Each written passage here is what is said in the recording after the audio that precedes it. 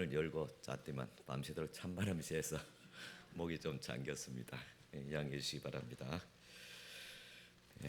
교회 소식 전해드리겠습니다. 예배드리는데 힘써 주시기 바랍니다. 특별히 항송 직분자들은 예배에 모범을 보여주시기 바랍니다. 다음 주는 헌신 예배가 있게 되겠습니다. 교회학교 또 우리 아동부 학생부 헌신 예배로 드립니다. 기도 가운데 준비해 주시기 바랍니다. 또 우리 전도 대상자 3명에 모두 동참해 주시기 바랍니다. 우리 일청 현관에 전도 대상자 표가 있습니다. 빈난 두지 마시고 하다못해서 대상이 있지 않습니까? 아들, 딸, 그죠? 부모, 형제, 친척 분명히 있습니다. 적과 같이 함께 기도해 주시기를 바랍니다. 또 전도 대상자를 위한 집중 기도에 같이 동참해 주시기 바랍니다. 밤 10시에 각 처소에서 또 기도해 주시고 또 우리 전도 대상자를 위해서 이제부터 한 주에 한두 번은 꼭 문안 인사를 또 아니면 만나서 차를 한다든지 식사를 하든지 관계성을 또 맺어주시기를 바랍니다. 비전 내가 오늘 1시에 푸른 초장에서 있습니다. 각 선교회장 또 부서장 또 구역장 권찰님들은 꼭 참석해 주시길 바랍니다. 오늘 예배 후에는 오후 예배 후에는 구역 모임으로 가지게 되겠습니다. 또 이번 주 중보 기도가 수요일 오전 10시 30분에 본당에 있습니다. 또 전도는 이번 주 수요일은 하지 않고 대신에 목요일 날 우리 복지관 중식 봉사가 있습니다. 같이 함께 봉사해 주시고 우리 전도대원들은 한 10시까지 교회에 서서 준비해서 커피 전도 나가도록 하겠습니다. 우리 국내 선교지 여행을 지금 계획하고 있습니다. 신앙원 정도의 선교지 여행을 10월 8일과 9일 주일 점심 먹고 출발해서 월요일까지 1박 2일로 신앙군 정도에서 가지게 됩니다. 이 정도는 우리 문중경 전도사님의 목회지고 또 선교지고 또 그 자리에서 순교한 그런 의미 있는 그런 섬입니다. 그래서 그곳에는 우리나라에서 기독교 퍼센트가 가장 높고 또한 그 목사님이 교회를 수십 교회 그 정도 신앙군에 세웠습니다. 그 전도사님의 그 흔적을 우리가 같이 더듬으면서 또 신앙에 도전받고 회복하고 특별히 이 정도는 또 슬로우시티로서 또 휴양 도시입니다. 가서 또 휴가다 생각하시면서 또 여유 있게 그렇게 쉬시고 돌아오면 좋겠습니다. 우리 될 수 있는 모든 분들이 같이 함께 갔으면 좋겠습니다. 오늘부터 구역장 아니면 각 우리 선교 회장단 앞으로 또 신청해 주시고 이번 도론 주일 17일까지는 완료되어야 됩니다. 차량과 또 우리가 숙식을 또 미리 준비해야 되기 때문에 우리 성도님들 많이 모두가 동참해 주시기를 바랍니다. 또 관광버스를 벌써 대절했습니다. 편안하게 다녀올 수 있습니다. 장애인과 함께하는 콘서트가 해마다 열리고 있는데 오늘 오후 6시에 대구문화예술관에서 가지게 됩니다. 가실 분들은 우리 교회에 계시면 오후 5시에 함께 교회 차량으로 참석할 수 있게 되겠습니다. 시간 있으신 분들은 좀 의미 있는 그런 콘서트입니다. 같이 함께 가을을 맞이해서 좋은 음악회와 또 공연이 펼쳐집니다. 많은 분들이 같이 함께 갈 수 있기를 바랍니다. 9월의 목회계획 계속 참고하시길 바랍니다. 또 이 시간 우리 또 이 지역 구역구의 지역구에 국회의원이신 또 이인선 국회의원 오셨습니다. 원래 예배 전에 자리에 안 세웁니다. 그렇지만은 우리 이인선 국회의원은 서영교회 권사님입니다. 그래서 앞에 나오셔서 한번 잠깐 오신 김에 인사하고 예배 드리도록 하겠습니다. 앞에 나오시기 바랍니다.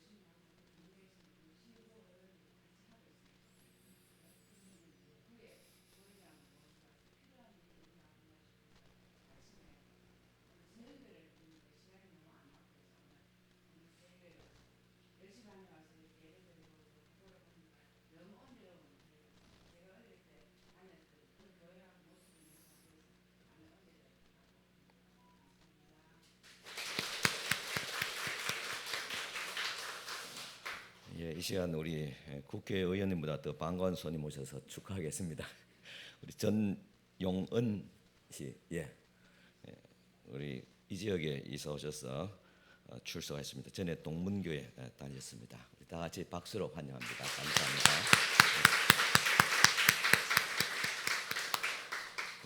국회의원보다도 한생명이 오는 것도 축하할 것 같습니다. 박사도 큽니다. 감사합니다. 예배 마치고 잠깐 접견하고 돌아가실 바랍니다. 이 시간 우리 다 같이 경건한 마음으로 하나님 앞에 예배를 드리겠습니다.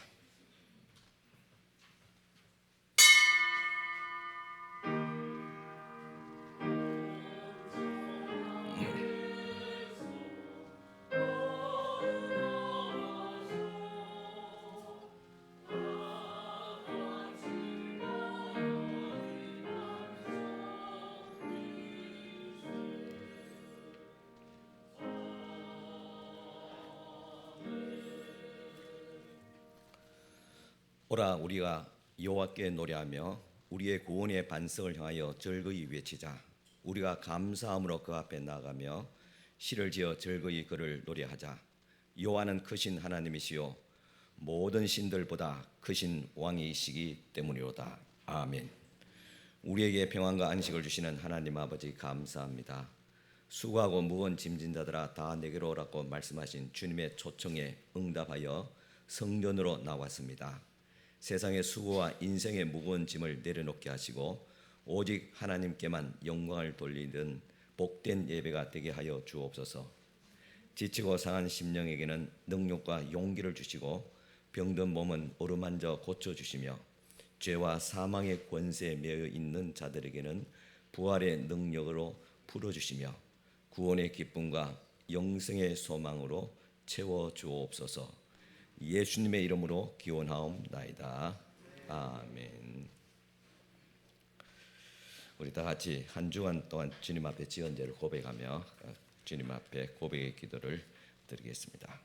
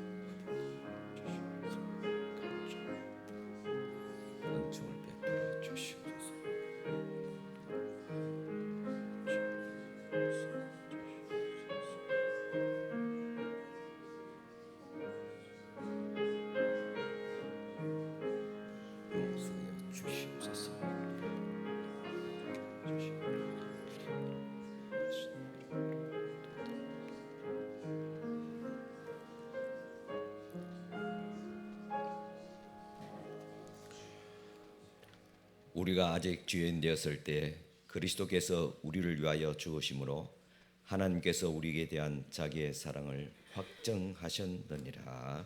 아멘. 우리 성시교독 44번 다 같이 교독하시겠습니다. 찬송가 뒤편에 있습니다. 44번 교독문입니다.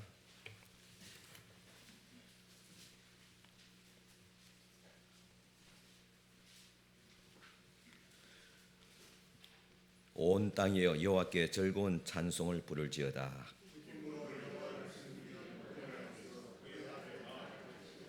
여호와가 우리 하나님이신 줄 너희는 알지어다.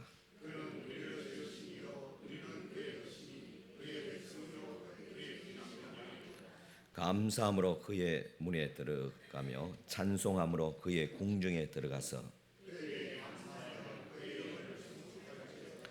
여호와는 선하시니 그의 인자하심이 영원하고 아멘. 이 시간 우리를 대표해서 우리 김인호 장로님 기도해 주시겠습니다. 찬송을 받으시기에 합당하신 하나님, 영광 중에 높이 계신 하나님께 찬양과 경배를 드립니다. 죄로 인하여 영원히 죽을 수밖에 없는 저희들을 십자가의 보혈로 구원하여 주시고 지난 한 주간도 권능의 손으로 보호하시고 인도해 주신 은혜를 생각할 때 진심으로 감사를 드립니다. 베풀어 주신 수많은 은혜에 응답하여 저희들이 예배 자리에 나왔습니다. 마음과 뜻과 정성을 다하여 드리는 찬양과 기도와 예물을 기쁘게 받아 주옵소서. 주님, 저희가 복음 전파를 위하여 전도 대상자를 선정하고 정성과 마음을 다하여 기도하고 있습니다. 성령께서 늘 함께 하시어 보다 많은 영혼들이 주님을 믿고 구원을 받으며 하나님의 사랑을 알아가게 하옵소서.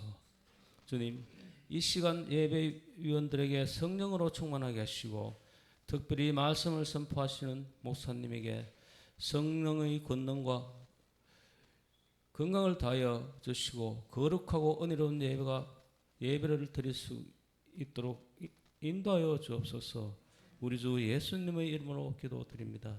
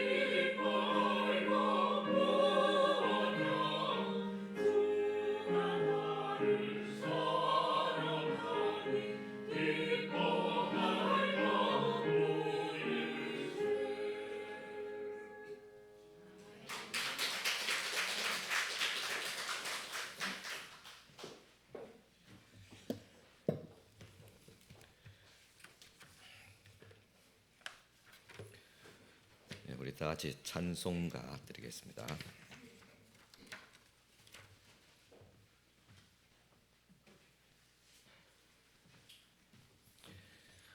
304장 찬송입니다. 304장입니다.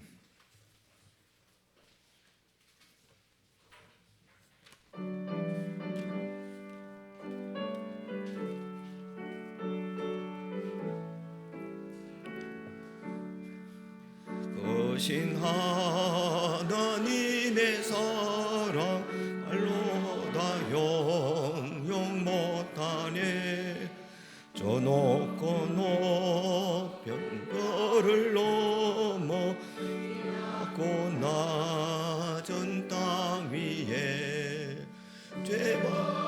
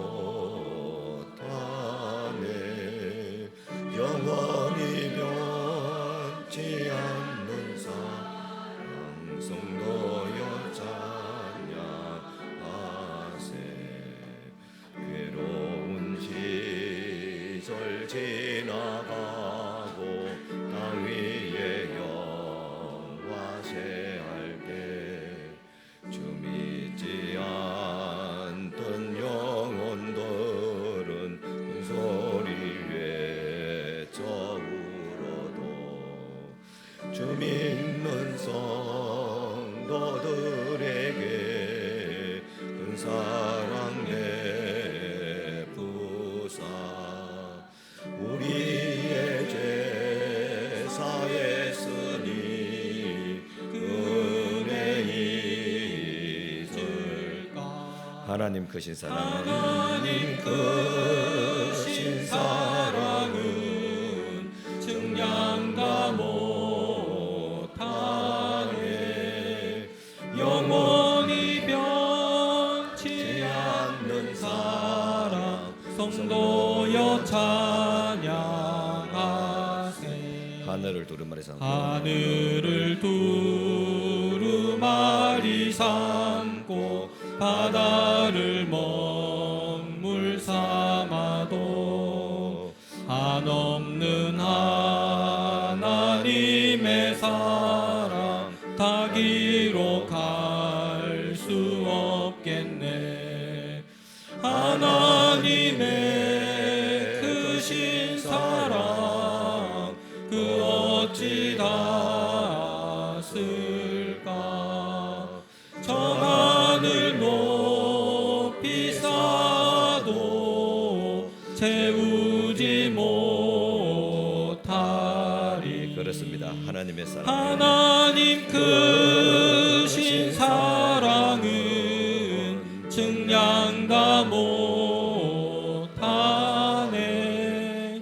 영원히 변치 않는 사랑 성도여 찬양하세. 아멘. 우리 다 같이 봉헌 기도 드리겠습니다.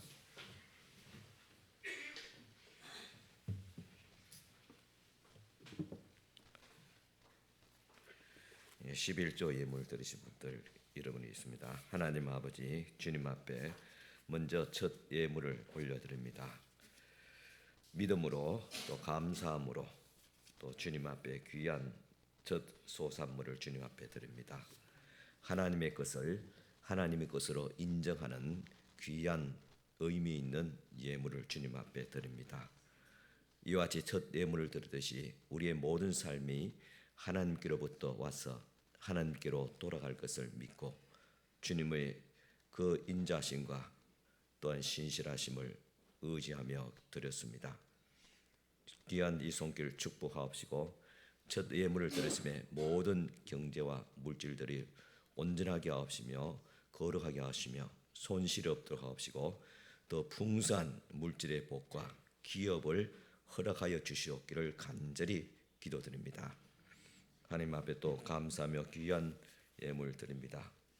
또 가정을 축복하여 주시기를 바라며 또 주님 앞에 귀한 예물 드리며 또 주신 사랑에 감사하며 주님 은혜 감사하며 함께하신 주님 은혜 깊이 감사하며 함께하신 주님 은혜 감사합니다. 범사에 감사드리며 또 생일을 또 감사드리며 범사에 감사드리며 베푸신 은혜 늘 감사합니다. 사랑하는 주님 나눌 수 있음을 또 감사하며 지켜주신 은혜 감사합니다. 하나님의 은혜로 회복케 하심을 감사하며 하나님의 은혜 감사합니다. 또 하나님의 은혜 감사하며 귀한 또 감사의 예물들 주님 앞에 올려드립니다.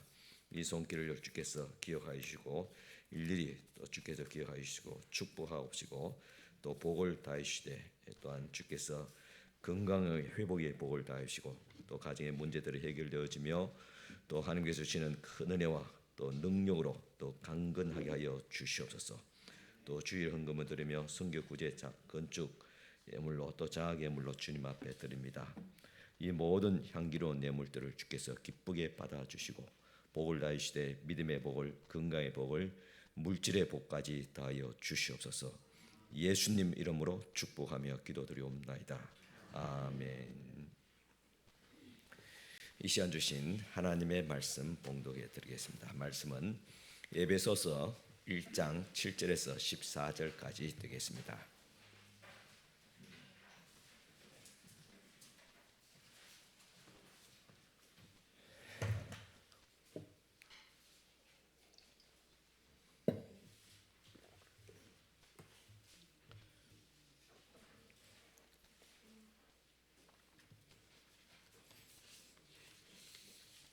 예배소서 1장 7절에 14절까지 봉독해 드리겠습니다.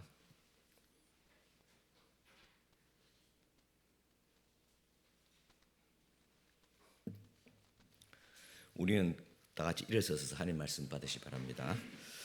우리는 그리스도 안에서 그의 은혜의 풍성함을 따라 그의 피로 말미암아 속량 곧 죄 사함을 받았느니라. 이는 그가 모든 지혜와 총명을 우리에게 넘치게 하사 그 뜻의 비밀을 우리에게 알리신 것이요 그의 기뻐하심을 따라 그리스도 안에서 때가 찬 경륜을 위하여 예정하신 것이니 하늘에 있는 것이나 땅에 있는 것이 다 그리스도 안에서 통일되게 하려 하심이라. 모든 일을 그의 뜻의 결정대로 일하시는 이의 계획을 따라 우리가 예정을 입어 그 안에서 기업이 되었으니 이는 우리가 그리스도 안에서 전부터 바라던 그의 영광의 찬송이 되게 하려 하심이라.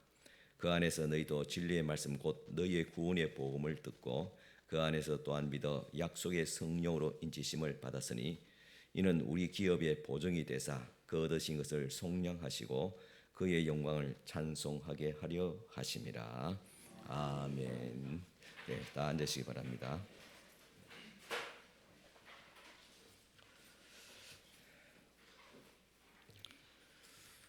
예, 여러분 한 주간 또 건강하고 또 무사히 잘 지내셨습니까? 우리는 살아가면서 어떤 때가 가장 감동적이고 기쁠 때입니까? 아마 은혜를 받을 때가 아닌가 또 생각합니다. 그렇다면 또 우리가 살아가는 데 있어서 가장 보람될 때가 언제일까요?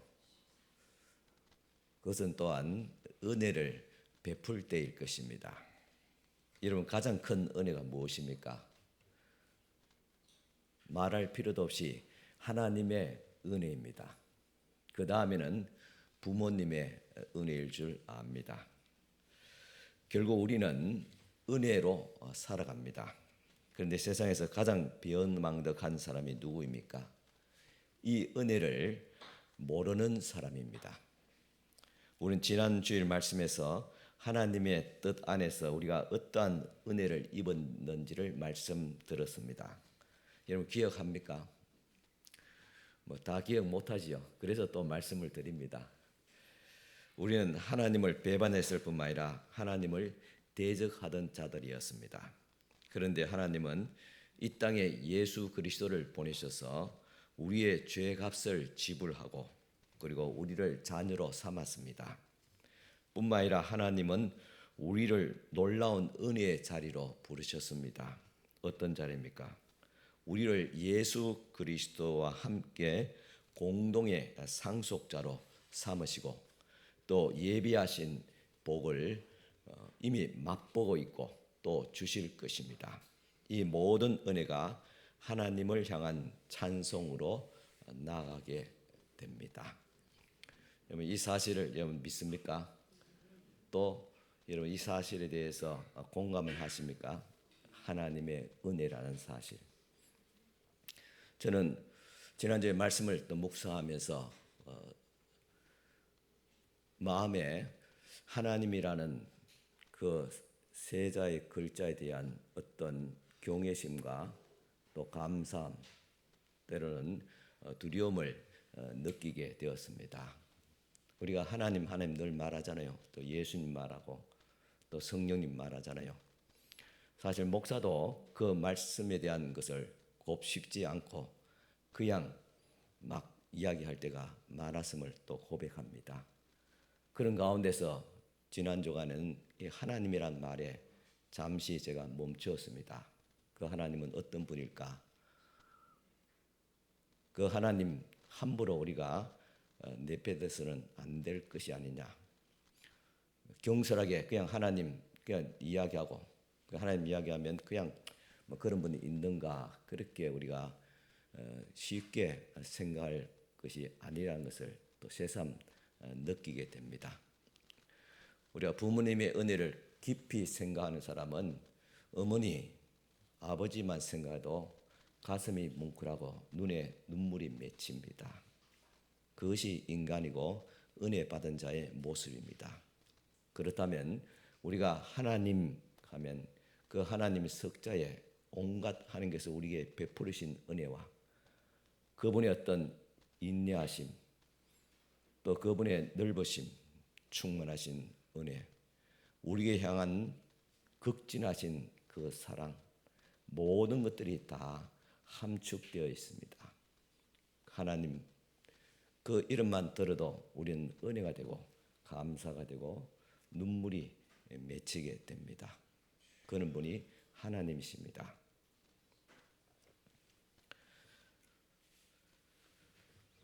우리는 이 하나님의 은혜를 기억하며 찬송하며 나아갑니다. 오늘 더 나아가서 우리는 구체적으로 그러면 우리가 어떤 은혜를 입었으며 왜 하나님을 찬양하는지에 대해서 말씀을 드리고자 합니다. 에베소서 1장 7절에서 말합니다. 우리는 그리스도 안에서 그의 은혜의 풍성함을 따라 그의 피로 말미암아 속량 곧 죄 사함을 받았느니라. 그리스도 안에서 풍성한 은혜가 무엇이냐 하면 7절에는 그의 의미를 좀 더 풀어내고 있습니다. 우리는 그리스도 안에서 그의 피로 말미암는 속량, 죄 사함, 이것이 하나님의 풍성한 은혜라는 말입니다. 앞서 살펴본 것처럼 우리가 하나님의 자녀가 되었다는 사실을 이 사실이 말이 되지 않는 것은 우리가 본질상 진노의 자녀이고 하나님을 거역하는 자였고 그런 자를 자녀 삼으시고 그리고 상속자로 되게 하셨다는 것, 이것은 당시에 어떤 정서상 통념상 불가능한 일이었습니다. 이는 마치 손양원 목사님이 친아들을 죽인 공산당 청년을 양자로 삼은 정신과도 같습니다. 그런데 이 놀라운 일이 그리스도로 말미암아 그리스도 안에서 일어났습니다. 어떻게 그것이 가능했겠습니까? 그것은 우리가 그리스도의 예수의 피로 말미암는 속량 곧 죄 사함을 받았기 때문입니다. 우리가 하나님의 자녀가 되었다는 것은 그저 된 일이 아니라 그 구원에는 큰 대가가 있었습니다. 우리의 구원은 은혜라 말하지만은 그 사실은 공짜가 아닙니다. 여러분 은혜 받았다 그러지요. 그것이 물질적이건 정신적이건 받은 거 있잖아요. 나는 공짜이지만은 주는 자는 큰 대가를 지불합니다. 그게 금전적이든 또 어떤 노력이든 마음이든 희생을 해야지 우리에게 은혜로 전달됩니다. 이렇듯 우리가 하나님께로부터 큰 죄 사함과 속량의 은혜를 받다면 하나님께서는 엄청난 그 대가를 지불하셨다는 의미가 있습니다. 상상할 수 없는 하나님의 아들의 예수의 피값으로 지불된 그는 구원이었습니다. 그의 피로 우리는 속량 곧 죄 사함을 받았습니다. 여기서 속량이란 말의 의미는 전쟁에서의 포로나 노예를 몸값을 치르고 그를 살려주는 데 사용되는 말입니다. 그것은 어떤 죄를 범했기 때문에 사형에 처하게 되었던 사람을 석방하는 데 또한 사용되어지는 말입니다. 그것은 하나님께서 이스라엘 자손을 애굽의 노예 생활부터 구출한 사건에도 사용되었습니다. 그것은 하나님께서 그의 백성을 환난 때 계속 구원하시는 데도 사용되어지는 단어입니다. 그래서 속량, 구속이라는 말은 우리 스스로 힘으로 자유롭게 될 수 없는 상황이나 스스로 도저히 감당할 길 없는 형벌에서 자유하게 한다는 사실입니다. 이것은 예전에 그랬듯이 지금도 마찬가지로 이런 속량의 은혜를 우리가 잊고 살아가고 있습니다.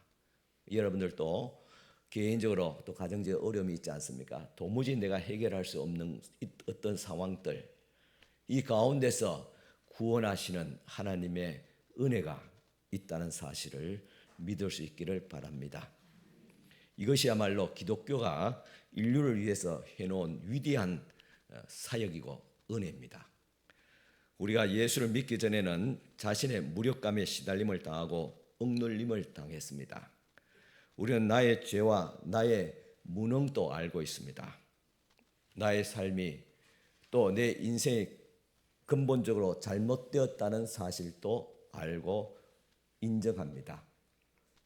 그리고 이에 대해서 어떻게 하려고 해도 할 수 없다는 우리의 한계도 또한 알고 있습니다. 이렇게 우리는 예수를 만나기 전에는 절망적인 좌절감에 차 있었습니다. 우리의 삶에 있어서도 이런 무력감에 압도되어져 있습니다. 우리는 용서받지 못할 인간이었습니다. 우리는 자기의 악한 행실을 미워하면서도 동시에 사랑을 합니다. 이상하지 않습니까? 나의 악한 행실을 미워하면서도 사랑한다는 말입니다.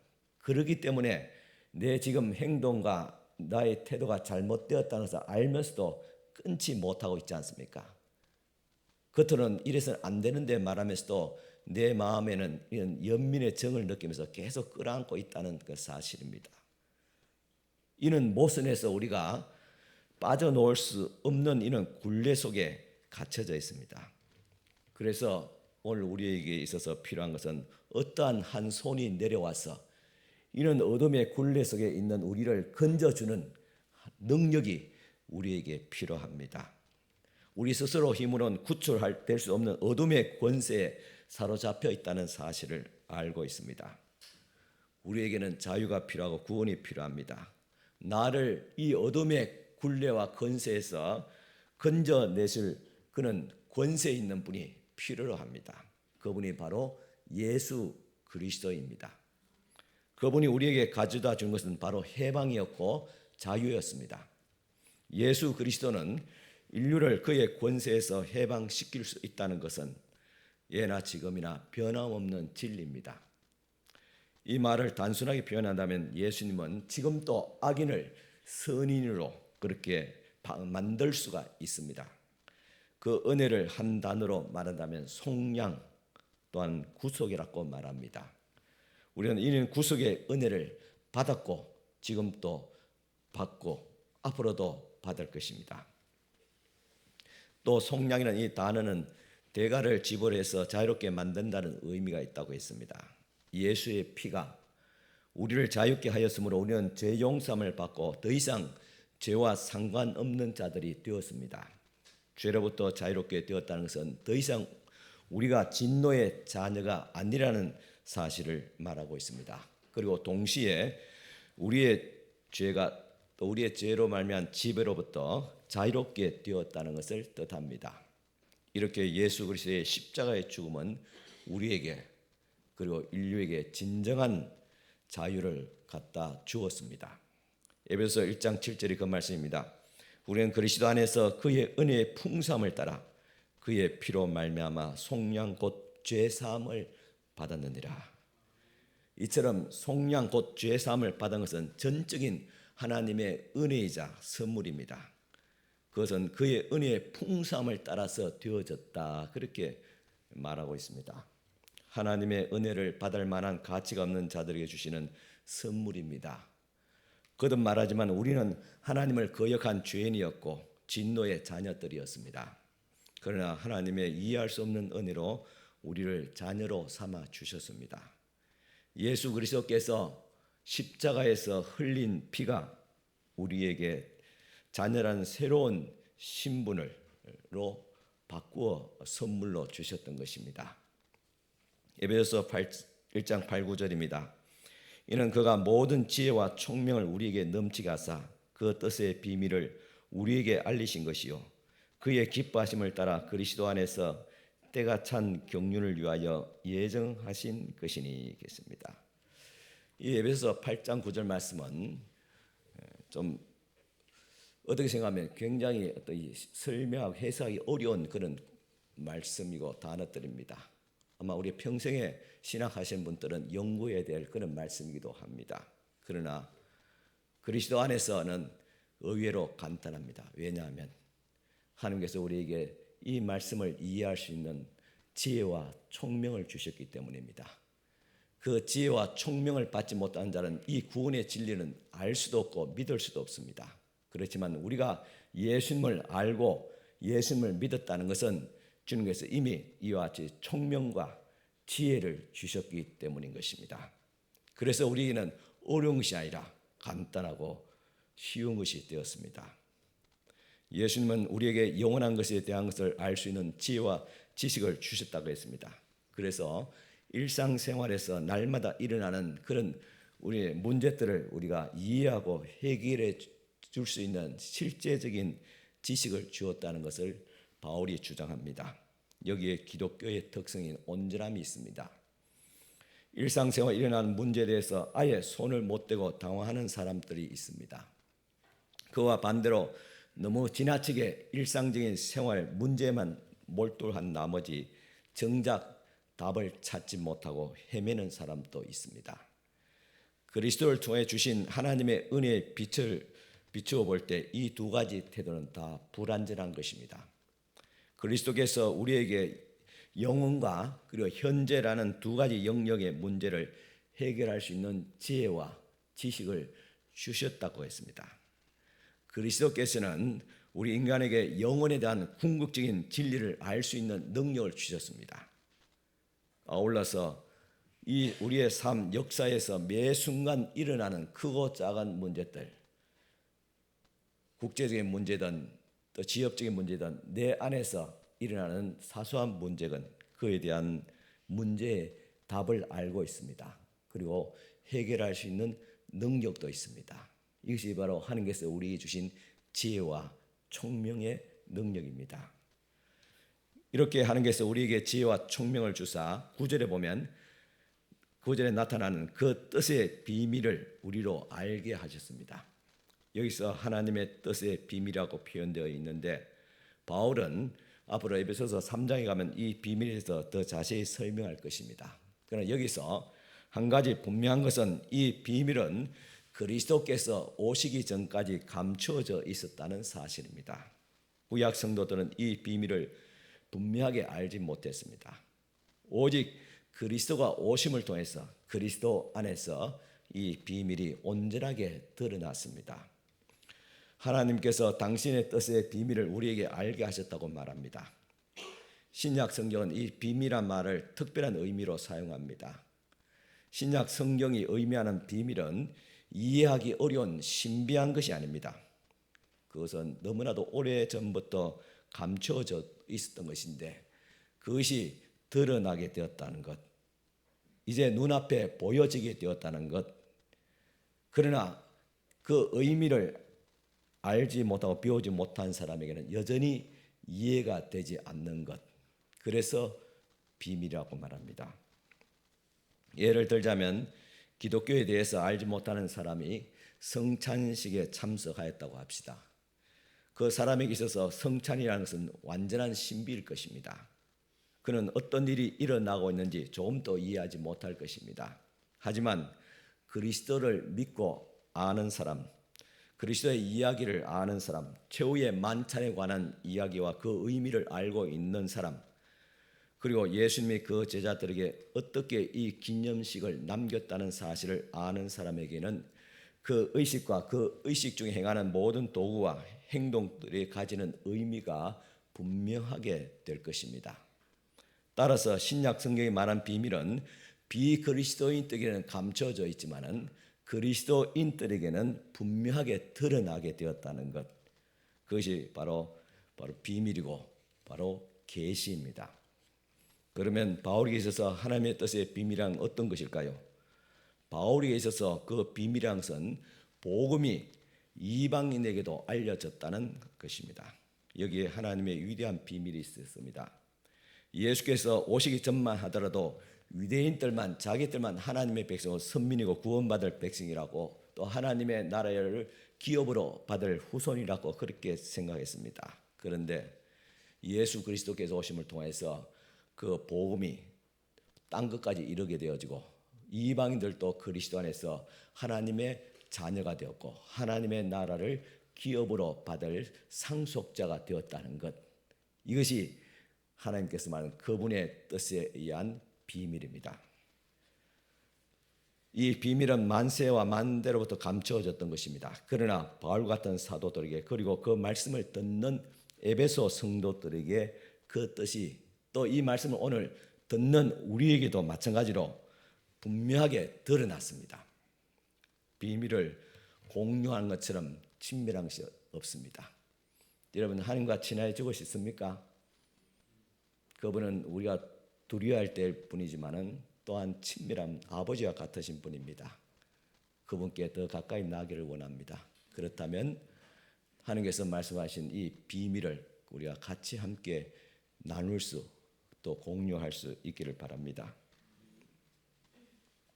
비밀은 왜냐하면 가장 가깝고 친한 사람과 이야기합니다. 그런데 어떤 사람은 꼭 너에게만 말한다, 이 말 절대로 하면 된다, 그렇게 말했는데 비밀을 어떻게 했는데 그 비밀이 세상 비밀 지켜집니까? 그 말이 돌아서 내 귀에 다시 들어오게 됩니다. 하여튼 비밀은 믿을 만한 사람, 진짜 친한 사람끼리 나누게 됩니다. 그래서 너만 알고 있으라, 그렇게 말하지요. 그만큼 내가 너를 사랑하고 너를 믿고 너를 신뢰한다는 뜻일 것입니다. 제가 이번 노예에 부노회장으로 출마할 그런 시점이 되었습니다. 우리 당에도 말하고 장님께도 말씀드렸습니다. 또 제가 부노회장으로 출마할 유력한 또 대상입니다. 그런데 작년에 부노회장이 되고 싶어도 되지 못했던 목사님이 있습니다. 그래서 제가 그분과 만나서 몇 차례 이야기하면서 그분에게 양보하기로 했습니다. 그런데 이 사실을 지난 금요일이 입후보 마감날인데 그 2시간인데 마감날 그 바로 1시간 전에도 이 비밀을 숨겼습니다. 하지만 몇몇 가까운 사람들에게는 알렸습니다. 하나님께서 그리스도의 피로 값주고 산 자녀들에게만 그분의 비밀을 알려주십니다. 그만큼 하나님께서 우리를 가까이 두신다는 것입니다. 에베소서 1장 9절에 그 뜻의 비밀을 우리에게 알리신 것이요, 그의 기뻐하심을 따라 그리스도 안에서 때가 찬 경륜을 위하여 예정한 것이니 겠습니다. 여기 경륜이라는 것은 경영한다, 다스린다는 의미가 있습니다. 이와 같이 하나님은 세계 모든 역사를 다스리고 운영하십니다. 그 속에 있는 우리 자신 한 사람 한 사람도 주께서 다스리고 경영하신다는 사실입니다. 어떤 때 내가 느끼지 못해서, 내가 믿지 못해서 과연 하나님께서 살아계시고 나의 모든 이 고통을 주께서 이해하시고 도와주실 것인가 라는 어떤 의심과 불안이 차 있을 수도 있겠지만은, 그럼에도 불구하고 여전히 하나님은 우리에게 간섭하시고 우리의 삶도 하나님의 경륜 속에, 하나님의 다스림과 경영하심 속에 있다는 사실을 여러분들이 믿는다면 어떤 상황에 있더라도 우리는 불안해하거나 당황스럽지 않을 줄 믿습니다. 여기서 그리스도 안에서 때가 찬 경륜이다, 이 말은 경륜의 정점에 도달했음을 의미합니다. 갈라디아서 4장 4절입니다. 때가 참에 하나님이 그 아들을 보내사 여자에게서 나게 하시고 율법 아래 나게 하신 것은 겠습니다. 하나님의 경륜의 때가 찼을 때 예수 그리스도께서 이 땅에 여자의 아들로 태어났다는 말입니다. 왜 그동안 감춰진 비밀이 그리스도가 때가 되매 나타났을까? 에베소서 1장 10절입니다. 하늘에 있는 것이나 땅에 있는 것이 다 그리스도 안에서 통일되게 하려 하심이라. 왜 때가 되매 하나님의 경륜 속에서 그리스도께서 이 땅에 나타나시고 오셨는가? 그것은 그리스도 안에서 모든 것들을 통일시키기 위해서 그랬다. 하나가 되게 하기 위해서 그랬다는 말입니다. 우리 간단히 말하면 하나님과 우리와 하나가 되게 하고, 맡겨둔 허물 위에 담을 허시고, 하나님과 우리가 화해하고, 또 사람과 사람들 사이를 화해하게 하는, 하나가 되게 하기 위해서 예수께서 오셨다는 말입니다. 바울은 여기 한 문장에서 그의 위대한 사상을 암시하고 있습니다. 이 10절에서 중요한 단어는 통일입니다. 하나됨입니다. 그리스도 안에서 만물을 하나 되게 하기 위해서 주께서 오셨습니다. 사탄 마귀는 에덴 동산에서 아담과 하와를 유혹해서 하나님과 하나됨을 깨어버리고, 그리고 사람과 사람과에도 하나됨을 깨어버렸잖아요. 형제가 형제를 죽였잖아요. 또 자연과 하나됨을 파괴시켰습니다.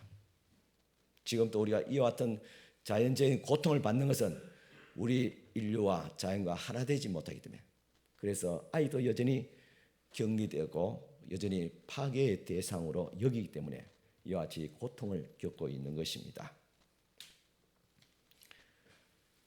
우리 노예 목회자의 단톡방이 있습니다. 그 단톡방에 어느 장로님께서 서울의 모 목사가 대통령 탄핵을 위해서 목회자들을 모아서 돈을 주면서 선동하고 있다는 그런 글을 올렸습니다. 이미 그 글을 오르자 몇몇 목사님과 장로님들이 서로 다른 입장의 글을 올렸습니다. 지지한다, 어처구니 없는 일이다, 그렇게 말하면서 이러다가는 더 나아가서 노예 안에서 색깔론으로 관계가 불편해질 것 같았습니다. 마침 그때 제가 설교를 준비하기 위해서 에베소 말씀을 묵상하다가 에베소 1장 10절에 하늘에 있는 것이나 땅에 있는 것이 다 그리스도 안에서 통일되게 하려 하심이란 이 말씀을 보면서 느낀 바가 있어서 제가 그 단톡방에 이런 글을 올렸습니다. 물 한 잔 먹고 가겠습니다.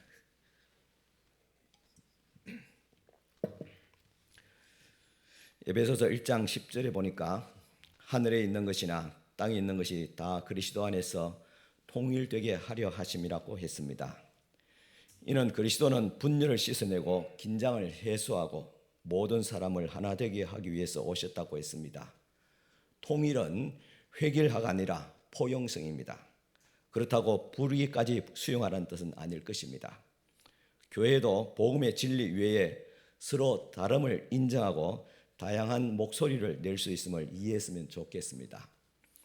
정통적인 가톨릭에서도 정의구현 사제단이라는 단체가 있어서 적극적으로 진보적인 사회적인 참여를 하고 있습니다. 이런 모습이 사회로부터 인정을 받고 있습니다. 교회 내에도 다양한 성향들이 있으므로 건강하게 됩니다. 우리 노예 단톡방도 이런 건강한 장이 되었으면 좋겠습니다. 그리고 확실하게 검증되지 않는 정보나 편파적인 글은 자제해 주시면 좋겠습니다. 어리석은 자 김정표 올림, 그렇게 올렸습니다. 이렇게 올렸더니 앞에 글을 올렸던 장로님이 바로 목사님 죄송합니다, 다음에 글을 올릴 때는 더 신중하겠습니다 하는 그런 답글을 또 올렸습니다. 그래서 제가 그 장로님에게 바로 전화를 드렸습니다. 장로님 미안하고 또 감사합니다 라고 했습니다. 지금 우리 사람들은 분열된 세상 속에 살아가고 있습니다. 어디를 가더라도 분열만 있습니다. 인간과 짐승, 자연 간에도 분열이 있습니다. 유대인과 이방인, 그리고 헬라인과 야만인 사이도 분열이 있습니다. 온 세계는 도처의 투쟁과 긴장과 증오와 전쟁과 분열이 있습니다. 그것이 우리 가정에도 있고 또 교회에도 일어나고 있습니다. 세계에 대한 이러한 사실은 우리 각각 개인의 마음에도 있다는 사실입니다. 그래서 우리는 걸어다니는 병원이 아니라 걸어다니는 내란입니다. 우리 속에서도 정의와 부정, 선과 악, 그리고 이성과 정열, 본능과 의지 사이의 긴장과 분열, 그리고 우리 안에도 싸움이 있습니다. 그래서 바울도 고백하기를 오라 나는 공고한 사람이로다. 내가 선을 향하기를 원하지만 어찌하여 내 속에 악이 있는가 하면서 하나님 앞에 부르짖었습니다. 이렇게 세계 도처와 우리 속에 분열이 있습니다. 이러한 세계의 그리스도는 분열을 씻어내고 긴장을 해소하고 거리와 분열을 메꾸어주고 모든 사람을 하나로 합쳐주기 위해서 이 땅에 오셨습니다. 그것이 바울에게 있어서 하나의 비밀이었습니다. 하나님의 목적은 이 세계에 있는 여러 요소들과 무지수한 것과 모든 전쟁과 정의의 요소들이 그리스도 안에서 하나로 통일되고 결합을 이루고자 한 것입니다. 예수님이 이 세상으로 하여금 자기 안에서 하나의 세계로 만들기 위해서 오셨다는 것입니다. 그래서 모든 역사는 세계를 하나님의 가족으로 만들기 위한 계획입니다. 하나님의 경륜은 그리스도 안에서 모든 세계와 하나가 되게 하는 것, 통일되게 하는 것입니다. 이것은 반드시 이루어집니다. 이것이 또한 교회의 어떤 사명이 되고 교회의 목적이, 존재의 목적이 되어야 될 줄 믿습니다. 이 세계는 이러한 하나님의 계획이 실현되고 있다는 사실을 우리 그리스도인들은 믿고 있습니다. 그리고 언젠가 그리스도 안에서 만물과 모든 인류가 한 가족이 되는 것이 하나님의 계획이라는 것을 바울은 확신하고 있습니다. 오늘 저와 여러분도 확신했으면 좋겠습니다. 비록 지금은 되어지는 과정이기 때문에 불완전하고 아이도 분쟁과 그런 갈등들이 여전히 있습니다. 그럼에도 불구하고 결국은 궁극적인 나아가는 목표는 그리스도 안에서 하나가 되는 것입니다. 그 나라가 반드시 오게 될 것입니다. 왜 그리스도께서 이 땅에 오신 것이 역사의 정점을 이룬다고 말할 수 있겠습니까? 그것은 하나님의 경륜의 목표가 하늘에 있는 것이나 땅에 있는 것이 다 그리스도 안에서 통일되기 때문입니다. 하나님께서 세상의 역사와 우주 만물을 주관하시는 궁극적인 목표는 그리스도입니다. 이것이 기독교가 가지고 있는 독특한 역사관입니다. 기독교는 단순한 종교가 아닙니다. 선하게 살고 좋은 일 하면 복을 받는 것도 더더욱 아닙니다. 기독교는 예수 그리스도를 중심으로 하고 그분이 모든 것을 연합한다는 사실을 믿는 것입니다. 예수님께 모든 것이 집중되는 것이 목표입니다. 하늘에 있는 것이나 땅에 있는 것, 온 우주 만물이 그분을 향하도록 하나님께서는 계획하고 운영하고 계십니다. 여기서 우리가 마주하는 어려운 단어가 역시 통일입니다. 이 단어는 기본적으로 모든 것을 요약하고 정리한다는 의미를 가지고 있습니다. 그래서 이 통일이라는 것은 요점 정리라 그렇게 의미를 생각하면 좋겠습니다. 실제로 바울은 로마서 13장 9절에서 구약의 모든 율법과 계명이 내 이웃과 내 이웃을 내 자신같이 사랑하라는 이 말로 정리된다고 했습니다. 다시 말해서 많은 율법의 계명이지만 사랑이라는 이 단어 하나로 그렇게 정리가 됩니다. 모든 율법의 핵심의 머리는 이웃 사랑이며 이웃 사랑 안에 모든 율법들이 있습니다. 마찬가지로 그리스도 안에서 모든 만물이 통일된다는 것은 그리스도가 머리가 된다는 의미로 이해할 수 있습니다. 그래서 통일한 번역된 헬라 단어 어근 자체가 머리라는 단어입니다. 그리스도에게 통일된다는 것은 그분이 모든 것을 다스리고 주관하시고 또 세상 모든 만물이 그에게 종속된다는 것을 의미하는 것입니다. 하늘에 있는 것이나 땅에 있는 모든 것이 그리스도의 지배를 받습니다. 예수 그리스도는 모든 것의 주인이시며 하늘과 땅의 만물은 그리스도 안에서만 비로소 의미 있는 그런 존재가 됩니다. 이는 예수께서 직접 말씀하셨습니다. 마태복음 23장 18절입니다.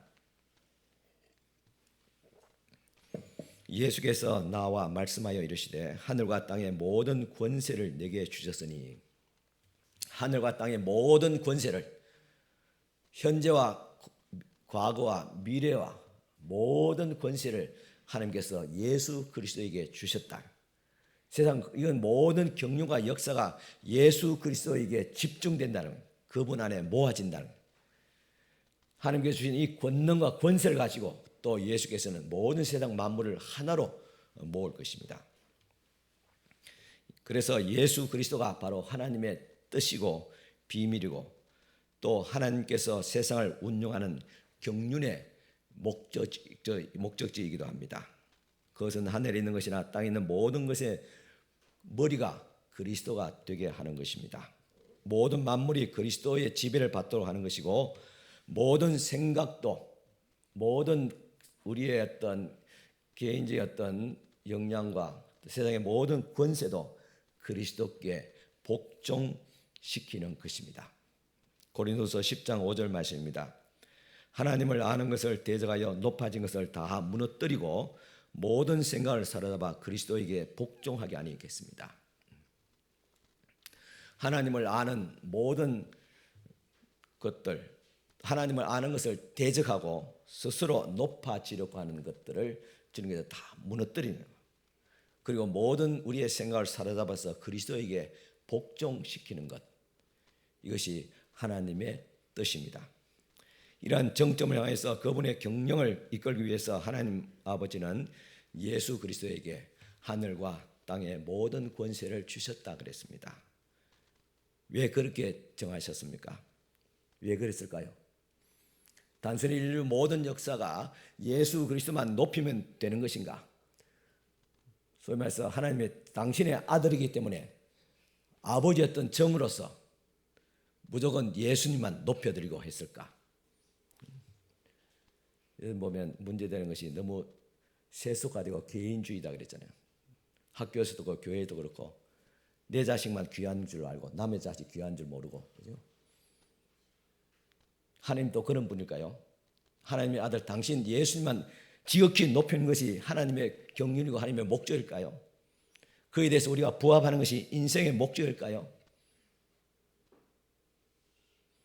아마 그렇지는 않을 것입니다. 그러면 왜 그렇게 정했습니까? 그것만이 우리가 살 길이기 때문에 그렇습니다. 우리가 그리스도 안에 들어갈 때, 그분의 지배 통치 안에 거할 때만 생명이 있고 미래가 있고 희망이 있기 때문입니다. 하나님은 그리스도로 말미암아 그분의 십자가의 죽음과 피 흘리심을 통해서 우리를 용서하시고 죄와 사망에서 속량하셨습니다. 거기에만 생명이 있고 참된 삶의 의미가 있습니다. 이것이 진리입니다. 하나님은 천하 만민에게 구원을 얻을 만한 다른 이름을 주신 적이 없다 그랬습니다. 사도행전 4장 12절입니다. 다른 이로서는 구원을 받을 수 없나니 천하 사람 중에 구원받을 만한 다른 이름을 우리에게 주신 일이 없음이라 하였더라 그랬습니다. 하늘과 땅의 권세를 가지신 그분은 예수 그리스도뿐입니다. 여러분, 모든 권세를 가지신 예수 그리스도를 믿어야 하겠습니까? 믿지 않아도 되겠습니까? 여러분, 모든 권세를 가지신 예수님의 뜻대로 살아야 되겠습니까? 아니면 내 뜻대로 살아야 되겠습니까? 이것을 분별하고 결단하고 실천하고 받아들일 수 있는 능력이 바로 앞에서 말한 주님께서 우리에게 주신 지혜와 명철입니다. 에베소 1장 11절입니다. 모든 일을 그의 뜻의 결정대로 일하시는 이의 계획을 따라 우리가 예정을 입어 그 안에서 기업이 되었으니 겠습니다. 중요한 것은 우리가 우주 만물을 경영하신 하나님의 경륜 안에 들어와 있다는 것입니다. 하나님이 이 놀라운 우주적 비밀을 통해서 우리를 부르셨습니다. 에베소 1장 11절 모든 일을 그의 뜻의 결정대로 일하신 이의 계획을 따라 우리가 예정을 입어 그 안에서 기업이 되었다. 하나님의 경륜을 따라서 예정하신 대로 주님께서 우리로 하여금 예수 그리스도 안에서 우리도 그분의 기업이 되었다는 사실입니다. 이 11절을 보면 단지 주님께서 우리를 하나님의 자녀로 부르신 정도가 아니라 예정을 입어 그리스도 안에서 하나님의 기업이 되게 하셨습니다. 이것은 우리가 하나님의 소유라는 의미입니다. 특히 말라기에서 우리는 하나님의 소유가 된다는 의미가 무엇인지를 발견할 수 있습니다. 말라기서 3장 17절입니다. 만군의 여호와가 이르노라 나는 내가 정한 날에 그들을 나의 특별한 소유로 삼을 것이요 또 사람이 자기를 섬기는 아들을 아낀같이 내가 그들을 아끼리니 겠습니다. 내가 정한 날에 모든 경륜이 가득 찬 때가 된 날에 그 때가 뭔가 예수 그리스도께서 이 땅에 오신 날입니다. 십자가를 지신 날입니다. 그를 통해서 우리를 하나님의 소유로 삼을 것이다고 말라기서는 예언하고 있었던 것입니다. 여기서 하나님의 소유, 하나님의 아들, 또 자녀 다 같은 의미로 사용되어지고 있습니다. 하나님께서 우리를 당신의 자녀로서 아낀다는 말입니다. 그리고 하나님께서 그리스도에게 모든 것이 집중되게 하시고 또 그리스도 안에서 모든 만물들이 진정한 의미를 갖게 되는 그 이유가 무엇일까요? 모든 것이 그리스도 안에서 집중되어 그분의 순종하고 복종케 한다 그랬잖아요. 왜 그랬을까요? 우리가 그리스도 안에서 하나님의 자녀로 되게 하여 그리스도께서 가지신 그 생명을 우리에게 주시고 그리스도 안에 있는 그 충만한 그 은혜를 우리에게 복으로 주시고 또 그리스도께서 하나님께로부터 받은 그 권세를 우리에게 자녀로서의 권세로 주시기 위해서 그렇습니다. 하나님께서 모든 만물의 권세와 능력과 영광을 다 한 몸에 집중되어 받으시고 받으신 그 권세와 영광과 생명을 우리에게 주시기 위해서 하나님께서 그리스도에게 집중시켰다는 사실입니다. 이것이 하나님의 놀라운 경영입니다. 경이롭지 않습니까? 그리고 이 사실을 보증하십니다. 우리가 어떤 계약을 할 때 보증이나 공정을 하지 않습니까? 그래야지 틀림없이 이행됩니다. 에베소서 1장 13절 14절 말씀입니다. 우리 같이 읽겠습니다. 에베소서 1장 13절 14절 마지막 절입니다.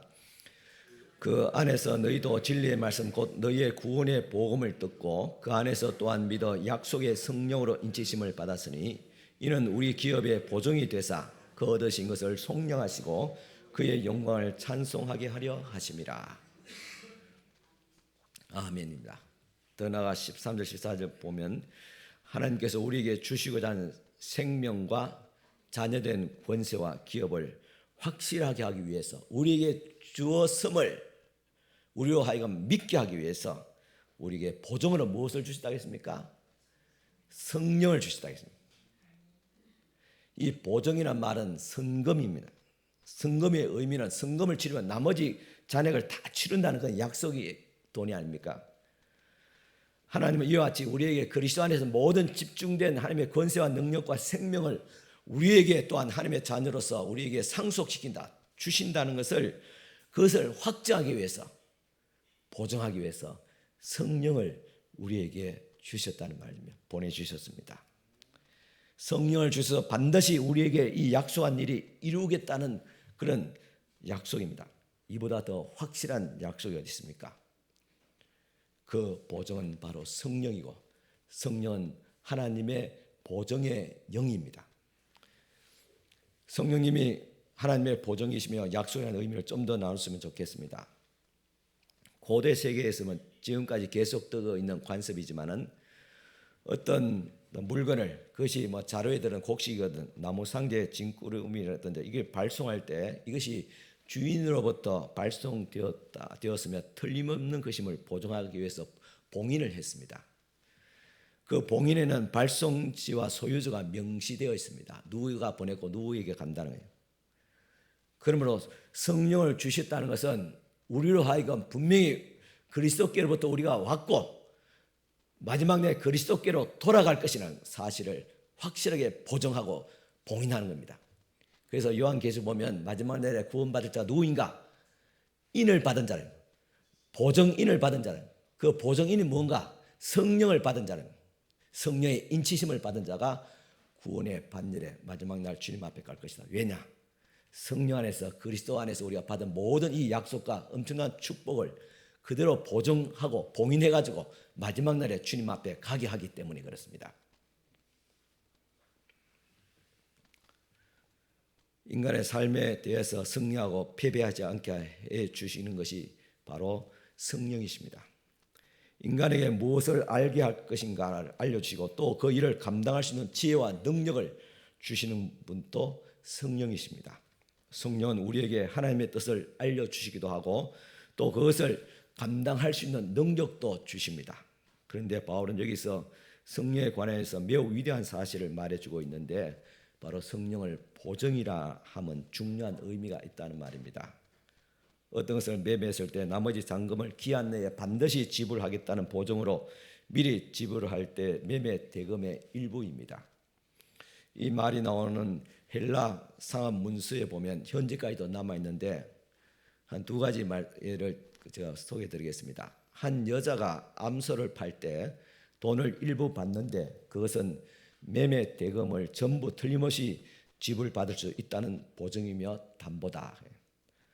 또 어떤 춤추는 아가씨들이 공연을 위해서 미리 계약을 하는데 공연이 끝나면 잔금이 지불되지만은 계약을 존중하는 의미에서 얼마간의 사례금을 미리 받습니다. 이것이 성금이고 보증금입니다.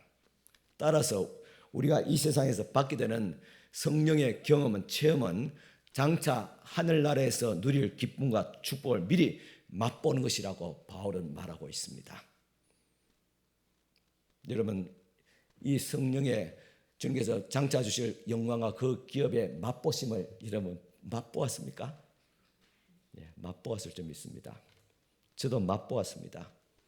하나님 앞에 기도하면서 또 주님 앞에 간절히 기도와 찬양 가운데서 성령의 감동이 있으며 하나님의 망각한 그 은혜가 막 밀려오는데 이 땅에서는 제가 감당할 수 없어요.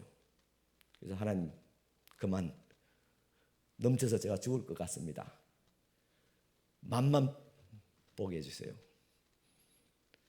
그러나 우리가 주님의 나라에서 온전하게 될 때는 그 충만한 하나님의 은혜를 우리가 다 보게 될 것입니다. 맛보게 될 것이고 얻게 될 것입니다. 그러나 이 땅에서 그 약속을 미리 맛보게 하는 것입니다. 그게 성령의 은혜입니다. 체험이고. 따라서 우리가 이 땅에서 받게 될 성령의 체험은 하늘에서 누릴 기쁨과 축복을 미리 맛보는 것이라고 바울은 말하고 있습니다. 그리고 우리는 조만간 들어갈 천국에 대한 보증입니다. 그리고 그것은 우리가 언젠가는 틀림없이 하나님의 기쁨과 축복에 충만한 세계에 들어가게 된다는 보증입니다. 여기서 이 땅에서 성령님이 주시는 가장 위대하고 가장 고성하고 가장 사랑스럽고 가장 친근한 그리스도인의 평화와 기쁨과 경험도 실은 조만간에 우리가 누릴 참된 기쁨을 잠깐 맛보는 것에 불과하다는 위대한 진리가 있습니다. 그것이 마치 하나님께서 마지막 날이 아니 조만간에 우리 모두에게 주실 것에 대해서 우리로 하여금 충분히 그에 대해서 기대하게 만들고 또 식욕을 돋구게 하는 것이며 또 충만한 확신을 가지게 하는 것입니다. 결론적으로 하나님께서 왜 우리에게 이 정도로까지 하시는가? 왜 우리 길은 죄인들을 위해서 우리에게 이와 같이 죄인들을 위해서 놀라운 일을 이루고 또 약속하고 경영해 나가시는가? 그것은 에베소서 6장 1장 6절 12절 14절에 동일하게 말씀하고 있습니다. 같이 한번 성경 읽어볼까요? 에베소 1장 6절 이는 그가 사랑하는 자 안에서 우리에게 거저 주시는 바 그의 은혜의 영광을 찬송하게 하려는 것이라. 12절 이는 우리가 그리스도 안에서 전부터 바라던 그의 영광의 찬송이 되게 하려 하심이라. 14절 이는 우리의 기업의 보증이 되사 그 얻으신 것을 속량하시고 그의 영광을 찬송하게 하려 하심이라 하겠습니다. 우리가 하나님의 영광을 찬송하기 위해서 이와 같이 우리로 하여금 하나님은 찬송받기 위해서 참 아들 예수 그리스도의 피로 값주고 사신 하나님의 자녀들 또 교회와 성도들을 통해서 찬송받기를 원하십니다. 여러분 하나님을 찬송한다는 것이 무엇입니까? 찬송의 그 내용은 감사입니다. 감사가 노래로 드러나는 것을 찬양이라 감사라 말합니다. 그래서 찬양은 그 속에 감사가 있어야 됩니다. 감사가 없으면 찬양이 아닙니다. 사랑이 긍휼로 구체화되듯이 우리는 감사로 하나님 앞에 찬양을 하나님 앞에 구체화해 드리는 것입니다. 우리는 반드시 하나님을 향한 찬송의 의미를 아버지와 자녀의 관계에서 생각해야 됩니다. 하나님은 억지로 찬양을 받으신 분이 아닙니다. 맹목적인 칭송을 받는 분도 아닙니다. 강압에 의해서 마지못해서 내뱉는 의미와 미사 용어가 찬양일 수가 없습니다. 부모가 언제 가장 기뻐합니까? 자녀가 부모의 마음을 알고 헤아릴 때입니다. 이제 추석이 다가오고 있지요. 부모를 위해서 무엇을 사갈까? 물론 정성껏 선물도 준비해야 됩니다. 그러나 부모에서 가장 최고의 선물은 어머니 아버지 감사합니다. 저를 낳아서 키워주시고 이와 같이 나를 위해서 희생하심을 감사합니다. 아마 그 한마디일 것입니다. 주어진 모든 것을 당연하게 여기지 않고 은혜라는 것을 자녀가 알고 감사할 때 부모에게 그만한 기쁨이 없습니다. 아빠 고마워요. 엄마 사랑해요. 이 한마디에 사실 부모는 천하를 얻은 것 같은 기분이 들지 않겠습니까? 그걸로 다 되지 않습니까? 뭘 더 부모에게 해줄 수 있겠어요? 얼마나 이런 부모를 잘해 드릴 수 있겠어요? 하나님도 동일하십니다. 우리에게 베풀으신 은혜에 대해서 그냥 감사하는 겁니다. 하나님 앞에 하나님 감사합니다. 그렇게 말하면 되는 것입니다. 거기에서 곡을 붙여서 하는 것이 찬양입니다. 그래서 찬양이라는 것은 우리를 향하신 하나님의 사랑을 인정하고 감사하는 것입니다. 물론 우리가 평안하고 좋을 때 저절로 콧노래가 나오듯이 찬양이 나오겠지요. 그러나 진짜 찬양은 우리가 어려움과 고난 가운데 있더라도 하나님을 찬양하는 것일 줄 믿습니다. 시편 28편 1, 2절 보면 여호와여 내가 주께 부르짖으오니 나의 반석이여 내게 귀를 막지 마소서. 주께서 내게 잠잠하시면 내가 무덤에 내려가는 자와 같을까 하나이다. 내가 주의 지성소를 향하여 나의 손을 들고 주께 부르짖을 때 나의 간구하는 소리를 들으소서겠습니다. 이 시편 28편은 다윗의 탄식시입니다. 즉 다윗이 고난 가운데서 하나님 앞에 부르짖는 시이자 찬양시입니다. 이같이 다윗은 고난 가운데서도 하나님께 감사했다는 것입니다. 영원전부터 기획하신 그분의 뜻의 경륜을 인정하고 이해하고 하나님을 의지함을 통해서 가능합니다. 찬양은 하나님을 향한 사랑에서만 신뢰에서만 나올 수가 있기 때문입니다. 찬송은 하나님을 증언하는 입술의 열매입니다. 성도는 하나님의 복을 받은 거룩한 자로서 이 땅에 찬송하기 위해서 하나님을 감사하기 위해서 택하심을 받은 자들입니다. 그리스도 안에서 놀라운 자비를 베푸신 하나님의 사랑을 증언하기 위해서 우상 숭배로 가득한 이 땅에 하나님의 자녀로 불러주셨던 것입니다. 하나님의 자녀들은 아버지의 자비하심과 은혜를 찬송함을 통해서 하나님을 알지 못하는 이 세상 사람들에게 하나님을 증언하게 됩니다. 여러분 전도 대상자를 두고 이제 기도하면서 또 우리가 접촉하고 있습니다. 무엇을 전할까? 다른 것입니다. 우리가 받은 바 은혜를 하나님께 감사하면서 살아가는 우리의 모습이 바로 전도지입니다. 교회는 그리스도 안에서 베푸신 하나님의 놀라우신 은혜와 사랑을 찬송함으로 세상에 드러내는 선교적 공동체입니다. 받은 은혜를 하나님께 감사하며 또 찬양하며 흘러내릴 수 있는 여러 다른 사람들에게 전할 수 있는 저희들이 될 수 있기를 축원합니다. 기도드리겠습니다. 우리에게 베풀으신 놀라운 은혜와 사랑을 인하여서 주님 앞에 감사와 찬양과 영광을 돌립니다. 갚을 수 없는 은혜, 만분의 일이라도 갚으려는 우리의 작은 심정으로 주님께 감사하며 찬양을 올려드립니다. 주님께서 우리의 찬양과 감사를 기쁘게 받아 주시옵소서. 이 시간 주님 앞에 드리는 우리의 찬양이 주님 앞에 드리는 감사의 마음이 되어지게 하여 주시고 또 이 감사의 삶이 흘러서 우리 이웃에게 전해지는 하나님의 사랑을 전하고 복음을 전하는 전도지가 되게 하여 주시옵소서. 예수님 이름으로 감사하며 기도드리옵나이다. 아멘. 우리 다 같이 우리 앞에 있는 은혜란 찬양 같이 찬양 드리겠습니다.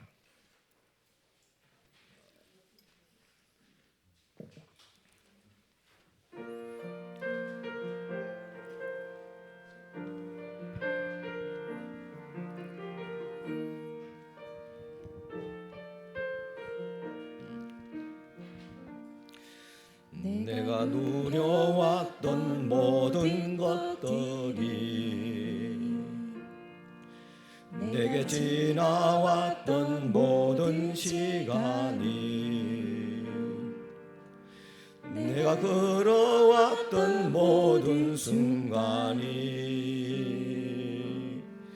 당연한 것이 아니라 은혜였소. 아침 해가 뜨고 저녁 노여울 봄의 꽃향기와 가을의 열매 변한 계절의 모든 순간이 당연한 것 아니라 은혜여서 모든 것이 은혜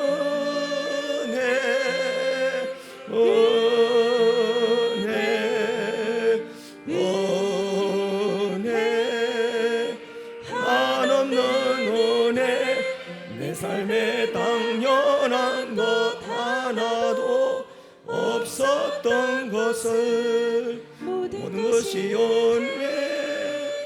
은혜여서 내가 이 땅에 태어나 사는 것 어린아이 시절과 지금까지 숨을 쉬며 살아가며 숨을 쉬며 살며 꿈꾸는 삶 당연한 것 아니라 은혜여서 내가 하나님의 자녀로 살 때 오늘 찬양하고 예배하는 삶 복음을 전할 수 있는 축복이 당연한 것 아니라 은혜여서 모든 것이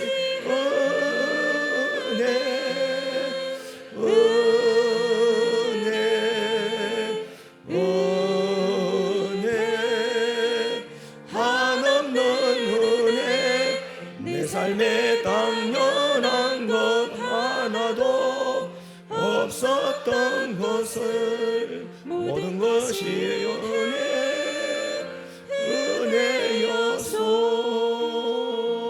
은혜여서 아멘. 우리 다 같이 일어서서 축복 기도 받으시기 바랍니다. 지금은 우리 주 예수 그리스도의 은혜와 하나님의 크신 사랑과 성령님의 감화교통 충만하신 은혜가 오늘도 은혜를 받고 이 은혜에 감사하며 찬양하며 이 은혜를 흘러보내기를 원하는 전도의 사명자로 세상에 나아가는 사랑하는 모든 우리 성도들에게 지금부터 영원까지 함께 있을지어다. 아멘.